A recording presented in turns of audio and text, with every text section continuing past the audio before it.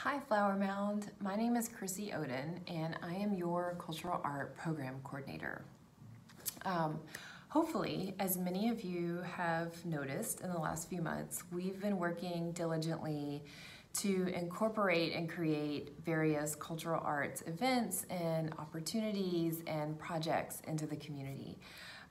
They range from a chalk art festival to an art treasure hunt that is actually ongoing, where you can go and hunt for various treasure boxes in some of our parks. If you find it, then you create a piece of art from the treasure inside and then bring it back for a prize and we'll display your artwork. We're also building a visual journal library. We are wrapping traffic signal boxes throughout the town in some amazing art created by local artists. We are displaying local artwork at Town Hall, and we have had the honor of having some amazing exhibits from our artists so far.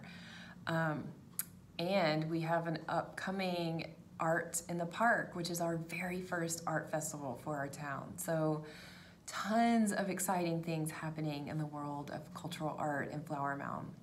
And today, I'm coming at you with a special challenge.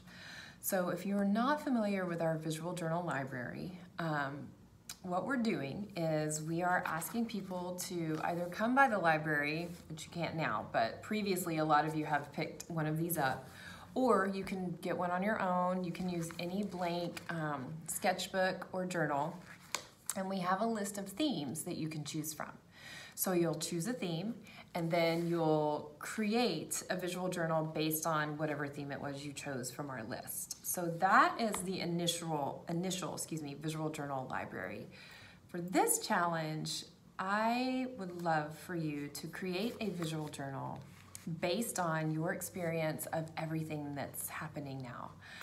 We're in a bit of a different season, and I think it would be such a beautiful way to use art to express yourself, to really allow others to see what it was like for you to experience this.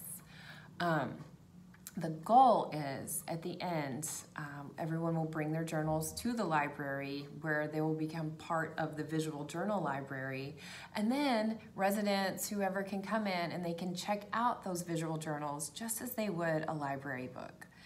So how beautiful and how powerful for at the end of this, because this too shall pass, we can go to the library and we can check these out and we can visually experience another's perspective on what this was like for them.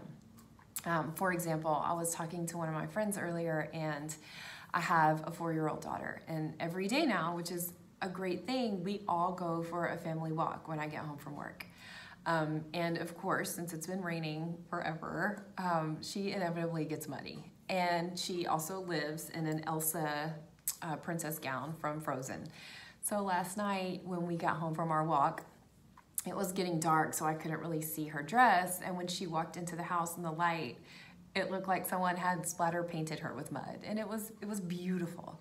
It was a beautiful representation of childhood and running and jumping in the mud, and in hindsight, I should have taken a photograph of it and put it in my visual journal, because I'm also creating one based on my experience of this kind of odd time that we're in right now. So, with that being said, what is a visual journal? A visual journal is whatever you want it to be. It is a visual representation of your perspective on something. What does that mean? That means drawings, that means painting, that means collaging, cutting, scribbling, photographs, magazine, anything. It means anything that you want it to mean. So, I challenge you, Flower Mound, to create your own visual journal based on your experience of our time right now. And then when it's all done, I challenge you to bring it to the library so we can share all of these with each other. And through the visual, really understand each other, get another perspective of things, and just build upon these amazing things that you guys are gonna do in these journals. So each day, the goal is that I will come on with a new video And I'll do some sort of different technique in my journal. So you'll actually see my journal being created. It might be using something from around the house, which most of it probably will be, because I love creative reuse.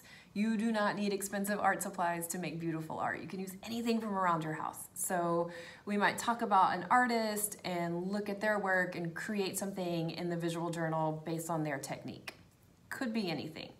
But together, let's build these journals. And then at the end of this, we'll have something to celebrate with these amazing pieces of art that we'll have. So I hope to see you back here. And together, let's build a visual journal library.